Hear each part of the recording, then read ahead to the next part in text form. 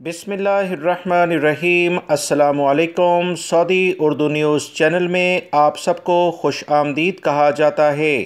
Saudi general authority of civil aviation کی جانب سے تازہ ترین اطلاعات انٹرنیشنل فلائٹس کے بارے میں آ گئی ہیں، جس میں بتایا گیا ہے کہ سعودی عرب میں آج سے مکمل گنجائش کے ساتھ، یعنی مکمل کسی بھی لیول پر فاصلہ نہیں رکھا جائے گا۔ تمام مسافروں کو سعودی عرب کی انٹرنیشنل فلائٹس میں مکمل آزادی کے ساتھ آنے اور جانے کی اجازت دے دی گئی ہے۔ سعودی وزارت داخلہ کی جانب سے جو تازہ ترین اعلان جاری ہوا، جس میں 17 اکتوبر یعنی آج سے بہت ساری جگہوں پر جو وبائی مرض کرونا سے متعلقہ احتیاطی تدابیر تھیں، اس میں کافی زیادہ نرمی کی گئی۔